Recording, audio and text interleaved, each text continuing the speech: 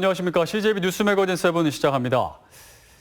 용담댐의 방류로 수해가 발생한 영동군과 옥천군 지역에서 사흘째 복구 작업이 진행 중입니다. 하지만 상당수 주민들은 여전히 집에 돌아가지 못하고 있고 상인들은 생업의 터전을 잃었습니다. 구준회 기자입니다. 영동군의 자랑인 송호 관광지가 폐허처럼 변했습니다. 이틀간 차있던 흙탕물이 빠지자 엄청난 토사와 두꺼운 뻘이 드러났습니다. 가게와 주택에선 복구 작업이 한창이지만 건질 것이 거의 없습니다. 내다버린 폐집기와 가재 도구가 곳곳에 산처럼 쌓였습니다. 농이고 옷이고 뭐가 막 흙탕물이요, 흙탕물. 여기까지 방에 여기까지. 기름통, 보일러 기름통도 막 넘어져갖고 이리 띵고 저리 둥글고 다 잃었어. 수백 그루의 사과나무가 부유물을 뒤집어 쓴 채 모두 쓰러졌습니다. 커다란 나무가 뿌리째 뽑혀 떠내려올 정도로 막대한 흙탕물이 과수원을 휩쓸었습니다. 이달 말 첫 수확을 준비해온 농민은 망연자실입니다. 영동과 옥천 지역 181헥타르 농경지가 침수 피해를 입었습니다. 수확 딱 되는 찰나에 하루 앞에 물거품이 된 거죠. 그러면은 앞으로 우리가 어떻게 살까 큰 걱정이요. 한때 6개 임시시설에 대피했던 이재민 592명 가운데 대부분이 집으로 돌아갔습니다. 그러나 상대적으로 피해가 큰 30가구 49명의 이재민들은 언제 집으로 돌아갈지 막막한 상황입니다. 부모님도 모셔야 되는데 부모님도 참 추운 이런 데다 눕혀놓고 일을 하니까 앞이 참 캄캄해요.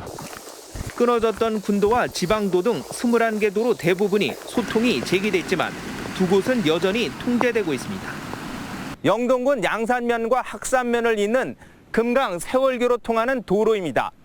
강수위가 내려가지 않아 여전히 통행이 금지되고 있습니다.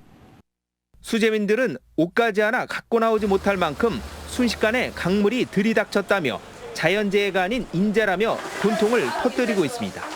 CJB 뉴스 구준혜입니다.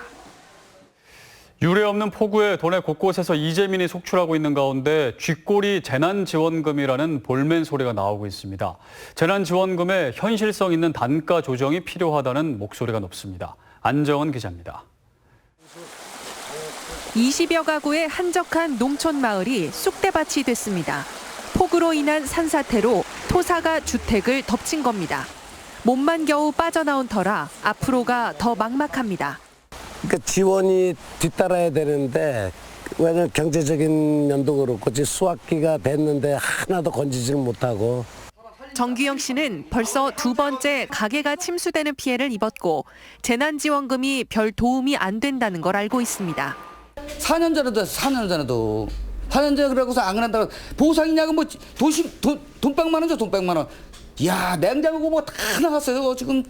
재난 및 안전관리기본법에 따라 주택 침수 피해자에게 지급되는 재난지원금은 100만 원, 15년째 그대로입니다. 그나마 전파와 반파가 각각 1,300만 원과 650만 원으로 인상됐지만 여전히 월세 보증금 내기도 빠듯한 액수입니다.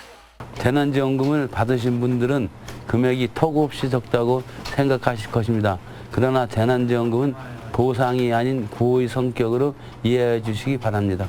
사상 유례 없는 재난 속에 무방비 상태로 삶의 터전을 잃은 사람들. 피해가 농촌 지역에 집중되고 있는 만큼 현실성 있는 재난지원금 산정을 고민할 때가 됐습니다. CJB 뉴스 안정은입니다. 용담댐 방류로 영동군이 고립됐을 때 천식 어린이에게 드론을 띄워 약을 보내준 소방관의 기지가 화제가 됐는데 CJB가 오늘 그 소방관을 만나봤습니다. 박원 기자입니다.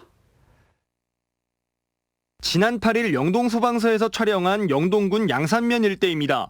용담댐 방류로 인해 마을 곳곳이 물에 잠기고 도로가 침수돼 어디가 마을 입구인지 제대로 구분하기도 어렵습니다. 출입 자체가 완전히 막혔던 겁니다. 이런 상황에서 119에 긴급 신고가 접수됐습니다. 7살 A군이 영동 할머니 댁에 놀러왔다 천식 증상이 악화됐는데 마을에 고립돼 병원에 가지 못한다며 구급차를 보내달라는 요청이었습니다.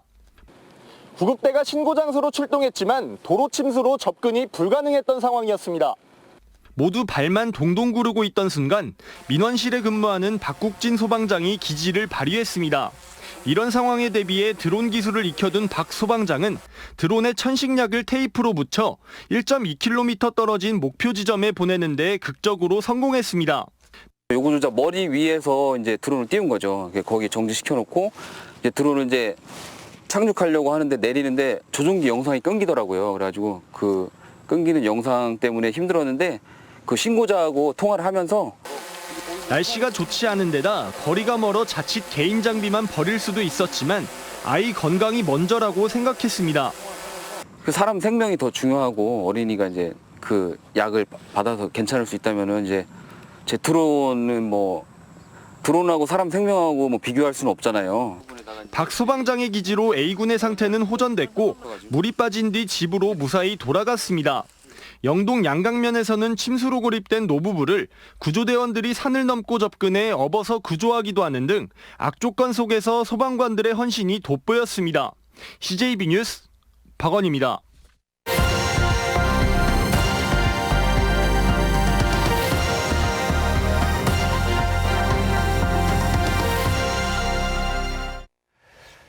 정부가 최근 국회에 제출한 법률안에 수도가 서울이라고 명시한 사실이 알려지면서 행정 수도를 과연 추진하겠다는 것인지 논란이 일고 있습니다. 여기에다 13만 가구의 수도권 주택 공급은 수도권 집중화를 가속시켜 국가 균형 발전 취지와도 동떨어진 게 아니냐는 지적인데 정말 행정 수도 의지가 있는 건지 제대로 살펴봐야겠습니다. TJB 김성민 기자입니다. 행정안전부는 지난달 초 국회에 광역시와 기초단체의 중간 성격인 특례시의 지위를 담은 지방자치법 개정안을 제출했습니다. 문제는 이 법안에 서울시의 지위와 조직, 운영에 대해 수도로서의 특수성을 고려해 특례를 줄 수 있다고 명시했다는 점입니다.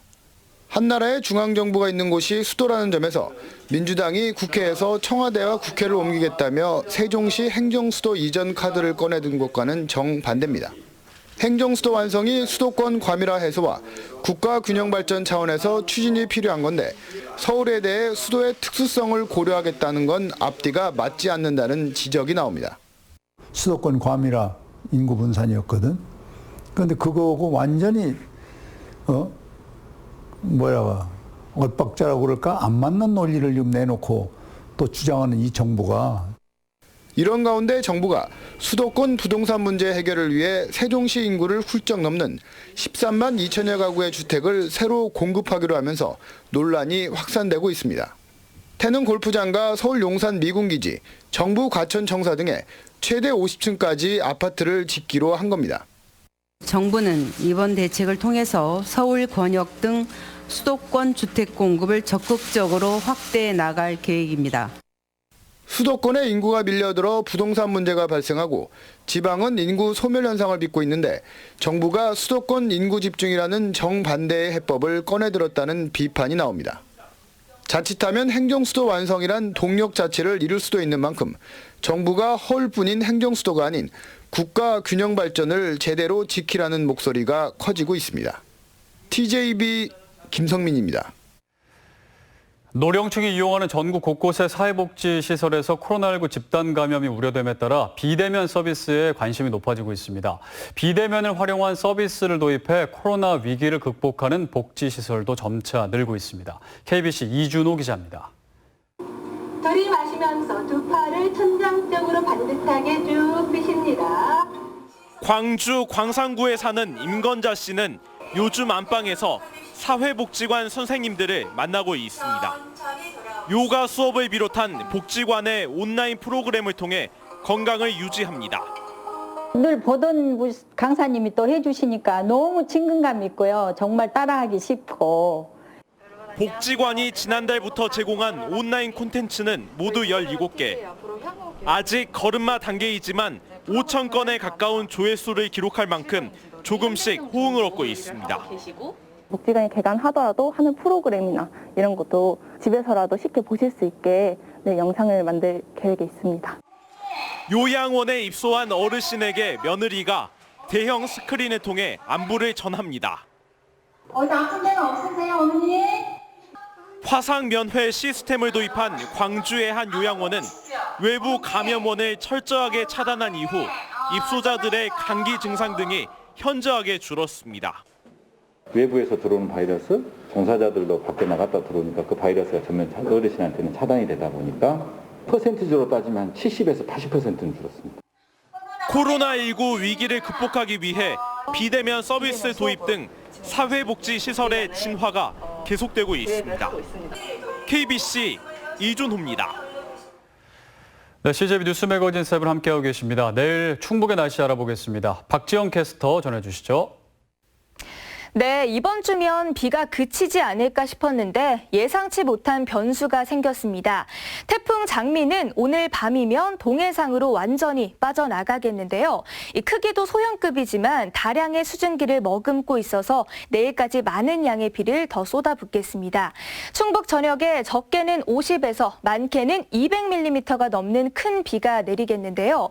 특히 이번에도 취약한 밤 시간대 가장 강한 비가 집중되겠고요. 현재 단양에는 호우주의보가 발표됐습니다. 그렇다면 이 길고 긴 장마는 대체 언제 끝나는 것인가 많은 분들이 궁금해하실 텐데요. 일단 내일 오후까지는 비 소식이 들어있고요. 주 후반에는 대체로 흐릴 것으로 예상됩니다. 다만 장마 전선의 위치에 따라 강수 시점은 언제든지 달라질 수가 있는데요.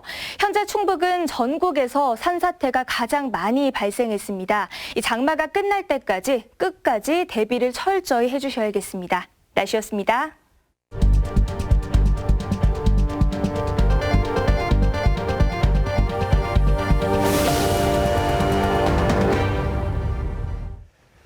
네, 오늘의 뉴스 초점을 알아보는 뉴스 브리핑 시간입니다. 보도국 김기수 기자 나와 있습니다. 네, 의대 정원 확충 문제를 두고 지난주 금요일 하루 전공의들이 집단 파업을 했다고요? 네, 그렇습니다. 이 정부가 발표한 의대 정원 확충 문제를 두고 갈등이 더 깊어지는 분위기입니다. 네. 지난 금요일 오전 7시부터 24시간 동안 이 전국의 전공의들이 하루 연차를 내는 방식으로 집단 파업에 들어갔는데요. 이 도내에선 충북대가 118명, 성모병원이 27명 등 180여 명이 참여했습니다. 이 대전과 충남 등 충청권 전공의들이 대전역에 모여서 집단 행동에 나서기도 했는데요. 네. 이 전공의들이 자리를 비우게 되면 자칫 의료 공백으로도 이어질 수 있는데 일단 교수진들이 현장에 투입하는 등 대체 인력을 통해서 의료 공백은 무사히 넘긴 상황입니다. 네, 일단 의료 공백은 없어서 다행인데 지금 전공의들이 의대 정원 확충에 반대하는 이유는 어떤 건가요? 이 정확히 말씀드리면은 의대 정원을 늘리는 것 자체에 대한 반대는 아닙니다. 네. 다만 의료 현장의 목소리를 듣지 않은 채 이 정부가 무분별하게 의대 정원을 늘린다는 것이 이 문제라고 지적하고 있습니다. 이 대한의사협회도 같은 생각인데요. 이 단순히 의사 수를 늘리는 것만이 대안은 아니라는 겁니다. 어느 지역에 어떻게 부족한지를 충분히 논의하는 것이 우선이라는 건데 네. 하지만 이 전체적으로 인구는 점차 줄어들고 있는 상황에서 이 정부가 이 초등교사 수도 줄여나가겠다는 방침이거든요. 여기에 의사 수만 늘리게 되면 문제가 있다는 입장도 있습니다. 네. 현 상황에서도 인구 감소율과 의사 증가율을 고려하면 의사 수가 충분하다는 겁니다. 또한 현 정부의 정책에도 문제가 있다고 비판하고 있는데요. 이 지역의사로 10년간 의무적으로 근무하게끔 한다는 건데 이 의무기간이 10년에는 수련기간, 다시 말해서 교육받는 과정도 포함된다는 겁니다. 네. 그렇게 되면 실제로 지역에서 일하는 기간이 그만큼 줄어들고 의무 근무 기간만 마치자마자 수도권으로 이동할 수 있는 허점이 있다고 지적하고 있습니다. 또한 지역 의사제 자체가 이 근무 지역과 이 전공 과목을 제한한다는 측면에서 이 직업 선택의 자유를 침해하고 이 평등의 원칙을 어기는 것이라고 주장하고 있습니다. 네, 현재 시민사회단체에서도 의사들의 파업만은 안 된다는 입장이죠? 네, 맞습니다. 이 시민단체에서는 일단 전공의들의 파업이나 의사들의 총파업은 이 환자의 생명권을 침해한다는 우려 때문에 네. 파업만은 반대하고 있습니다. 대신에 지역의 의료 격차를 해소하기 위해서는 의사수 증원은 필요하다는 입장인데요. 하지만 의사협회와 마찬가지로 현 정부의 정책에는 비판적인 시각입니다. 의대 정원을 늘리는 것을 보면 국립대 의대도 물론 포함되어 있긴 합니다만 대부분이 사립대 의대의 정원을 늘려준다는 겁니다. 네. 결국 사립대 배만 불리는 그런 정책이라고 비판하고 있는 겁니다. 그러니까 시민단체에서는 의사 수는 늘려야 되지만 정부의 방침은 맞지 않다. 그런 입장인데 그럼 대안이 어떤 게 있을까요? 시민사회단체는 일단 지역 보건의료에 헌신할 수 있는 기반을 마련하는 것이 우선이라고 말하고 있습니다. 네. 이 중앙정부나 지방자치단체가 이 권역별로 100명에서 150명 규모로 공공의대를 별도로 신설하고 이 독립된 교육 과정도 진행해야 이 지역별 의료 격차도 해소할 수 있다고 주장하고 있습니다. 그러니까 사립대에서 의대 정원을 늘리지 말고 공공의대를 따로 신설을 해야 된다, 그런 거군요. 자, 그럼 현재 정부의 입장은 어떻습니까? 이 정부의 입장도 좀 강경합니다. 우리나라에서 현재 활동하는 의사 수는 10만여 명인데 네. 이 OECD 평균인 16만여 명과 단순 비교에서도 절대적으로 부족하다고 말하고 있습니다. 또한 이 지역별 의료 격차도 심각한 만큼 이 의대 정원 확충을 통해 의사 수를 늘리는 것은 불가피하다는 입장인데요. 네. 이 코로나와 같은 감염병 분야와 이 첨단 의학 이런 분야의 의사수 부족 현상을 해결하기 위해서도 이게 최소한의 조치라고 설명하고 있습니다. 다만 이 필수 부문의 의사 배치를 확대하는 부분에서는 이 종합 개선 방안이죠. 이걸 두고서는 의료계와 협의하겠다는 입장을 밝히고 있는데요. 이 파업 등 집단 행동은 환자의 생명과 안전을 위협한다면서 이 자제를 당부하고 있는 상황입니다.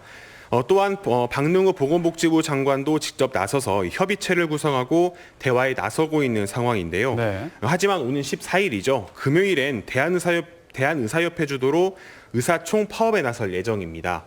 만약에 총파업이 진행될 경우에는 이 대체 인력을 구할 수가 없는 만큼 의료 공백이 현실화될 가능성이 매우 높은 상황입니다. 네, 일단 총파업이 되기 전에 정부가 의사협회와 좀 대화를 충분히 잘 나눠야겠군요. 네, 김기수 기자였습니다. 수고하셨습니다. 네, 이상으로 CJB 뉴스 매거진 7 1부를 마치고 잠시 후 2부로 이어집니다.